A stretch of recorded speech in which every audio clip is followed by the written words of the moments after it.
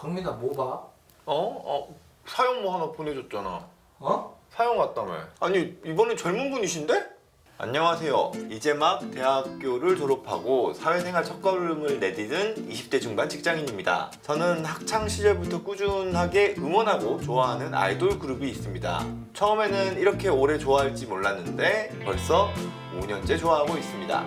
사회생활을 시작하다 보니 이제는 좀 연애를 해봐야 될 것 같은데 무대 위에 꾸며진 아이돌이 아닌 현실 남자는 이상적으로 안 느껴지고 만족이 안 됩니다. 졸업 후 소개도 몇 번 받아봤지만 아이돌을 좋아할 만큼의 마음이 안 들어서 관계를 시작할 생각이 선뜻 안 듭니다. 이런 제가 비정상일까요? 계속 이렇게 지내도 되는지 궁금합니다. 아이돌을 좋아해 본 적 있어서? 나도 좋아한 적 있지. 핑클? 성유리? 너무 오래됐지. 근데 우리 때는 연예인이나 아이돌은 약간 그 어나더 레벨에 있었잖아. 그치. 그럴 수밖에 없었던 게 옛날에 아이돌은 베일에 많이 쌓여져 있었어. 아니 예전에는 인터넷도 없고 뭐 어떻게 지내는지 모르고 라방도 없고 사생활을 몰랐잖아. 그치. 요즘에는 일거수일투족을 맘만 먹으면 다 할 수 있잖아. 다 할 수 있지. 다 할 수 있고 심지어 라방도 하잖아. 거기서 이제 팬들하고 소통할 기회도 훨씬 더 많아져 버렸고. 근데 물론 아이돌은 아이돌이니까 이상적으로 생각하는 어떤 한 컨셉을 내가 계속 그 가면을 쓰면서 있는 거잖아. 이런 사람이 실제하기로는 사실은 힘들지. 이게 옛날에는 우리가 천상계라고 생각했던 그 어나더 레벨이라고 생각했던 연예인이 이제는 나한테 주변에 가까이 다가와 있는데 이 사람은 아주 꾸며져 있는 사람인 거야. 아주 이상적이고. 근데 내 옆에 있는 현실적인 남자를 봤더니 혹은 현실적인 여자를 봤더니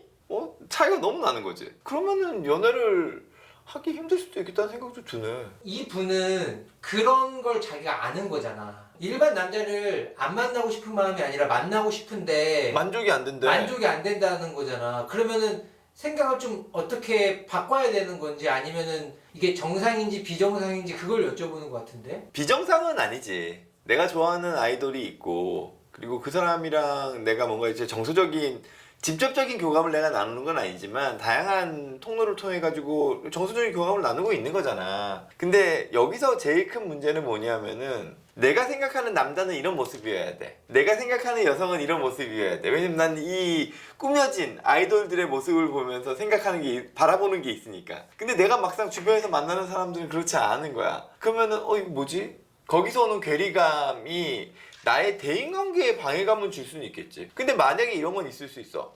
나는 그냥 이성관계로서의 그 누군가를 만나는 거는 나는 아이돌만으로 만족해. 내가 일반적으로 만나는 사람들한테는 이성의 감정을 전혀 안 느끼겠다 라고 딱 선을 그어버리면은 실제로 문제될 건 없지. 전혀 문제가 없다? 나한테 오신 분들한테 난 문제 없다고 그럴 것 같은데? 우리가 정신과 증상에 있어가지고 상담치료든 정신과 치료들을 하는 데 있어서 제일 중요한 요소는 뭐냐면 스스로가 이 상황 때문에 불편한 게 있어야 돼. 그게 없으면 못 바꿔. 지금 이 사연을 보면은 그냥 내가 비정상일까요?에만 있지 내가 지금 아이돌을 너무 좋아해서 연애를 못합니다 때문에 본인이 불편한 거에 대한 내용이 없잖아. 본인은 그냥 불편하지 않은데 주변에서 자꾸 이상하다고 얘기하는 거니까 나한테 확인받고 싶은 거잖아. 혹시 나 이상한 거 아닐까? 그러니까 비정상입니다 라고 얘기했을 때 근데 막상 본인은 불편한 게 없어. 그러면은 나만 이상한 사람이 되고 끝나. 왜냐면 우리가 나를 개선시키기 위해서는 그 누군가가 너 이상해 그러니까 너 바꿔 라고 해가지고 우리가 못 바꿔. 절대로 안 바뀌어. 부모님이 너한테 공부하라고 한번 그렇게 얘기해봐라. 그치. 공부를 못해서 내가 불편한 게 없어. 그러면 엄마가 아무리 공부를 하라고 해도 안 하잖아. 근데 내가 어느 순간 공부를 안 했더니만 뭐가 문제가 있는 것 같아. 미래에 대한 불안도 생겼고 뭐 보니까 친구들한테도 자꾸 경쟁에서 뒤처지는 것 같고 내가 좋아하는 여자애가 날 싫어하는 것 같은 거야. 공부를 못하는 이유 때문에. 그럼 어떻게 해? 공부하지. 왜냐면 내가 불편감이 생기니까. 대표적으로 나는 불편하지 않은데 병원에 끌려오는 경우들이 있어. 엄마 아빠가 애들 끌고 오는 경우. 애가 불편감을 느껴야 되는데 부모님이 먼저 불편감을 느껴가지고는 호들갑을 떨어버리면 아이는 약간 그 반항심 때문에 자기가 이게 문제라고 더 인식 안 해. 애가 넘어져서 다치는 거를 그러니까 심하게 다치면 안 되겠지만 애가 그 증상 때문에 넘어져서 뭔가 불편하게끔 느껴야지 아 내가 이게 뭐가 문제가 있구나를 깨닫고 뭔가 도움을 요청할 수 있거든. 그때까지는 조금은 기다려주는 것도 필요한 거지. 그래서 진료를 내가 볼 때도 아이가 직접 진료에 대한 의사표명을 하지 않으면은 예약조차 잡지 않아. 왜냐면 데려와봤자 어차피 내가 못 고쳐. 우리가 어쩔 수 없이 이제 본인은 불편감을 못 느끼더라도 도움을 드려야 될 때가 있어. 어쨌든 제일 첫 번째로 하는 게 이 행동 패턴이나 이러한 어떤 생활 패턴 때문에 불편한 부분이 있다는 걸 끊임없이 확인시켜 주는 거야. 아, 다른 사람이 봤을 때 불편함이 있어 보이는데 본인은 그걸 못 못 느끼는 거야. 아, 그럴 때는 이걸 인지시켜 줄 필요가 있네. 이것 때문에 지금 이렇게 불편하신 거예요라고. 그 사람이 이해할 수 있게끔. 아. 그 사람이 이해할 수 있게끔 연결해 드리는 거야. 가끔 이제 어르신들 중에서는 우울증이 있어도 우울증을 받아들이지 않고 진료 안 오시는 분들이 있어. 어르신들이 제일 두려워하는 거는 치매거든. 대표적인 치매인 알츠하이머 치매 같은 경우에는 대표적인 위험인자 두 가지가 불면하고 우울이야.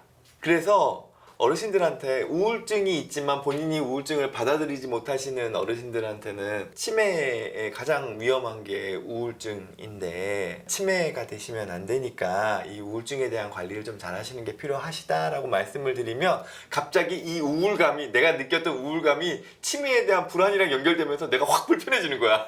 아, 그러면서 치료를 막 적극 치료를 하시려고 그러면 이제 하니까. 진료를 받으러 오시는 거지. 아.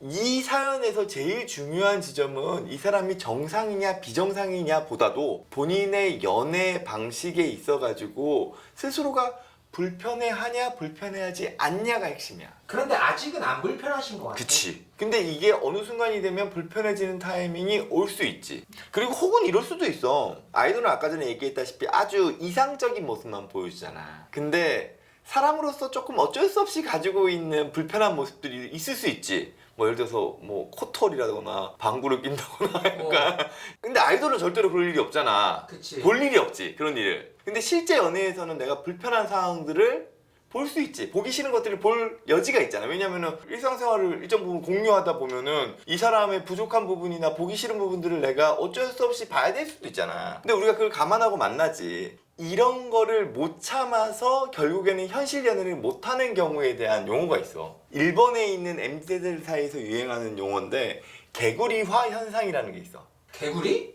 개구리 왕자라는 동화 알아? 알지. 낮에는 왕자님인데 밤이 되면 개구리로 변하는 뭐 저주에 걸린 사람일걸? 내가 너무 좋아하는 사람이어서 현실 연애를 하고 있는데 코털이 나왔다거나 뭐 콧구멍을 쑤시는 걸 봤다거나 우연히 막 방구 끼는 걸 봤다거나 이러면 내가 갑자기 이 사람이 개구리로 보이는 거야.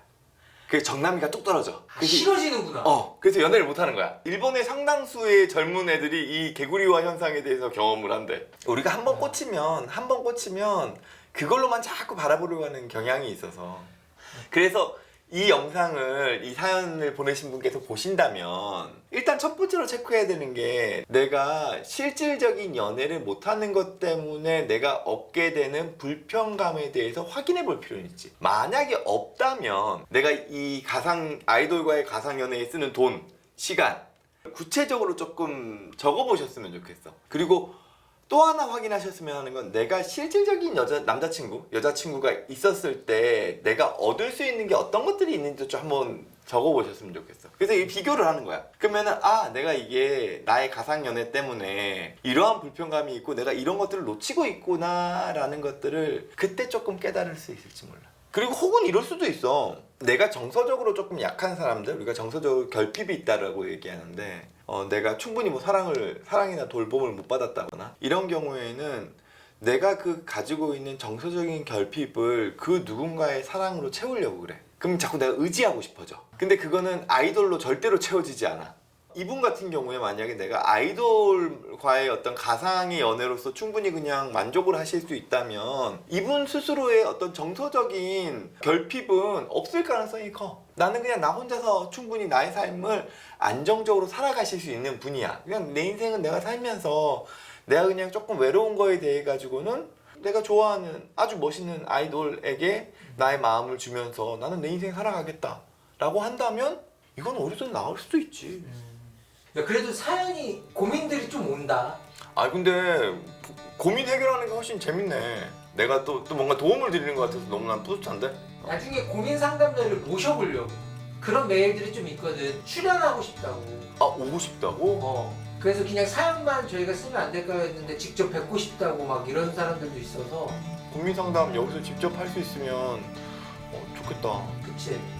뭔가 이렇게 구독자분과의 소통 같은 느낌도 있고.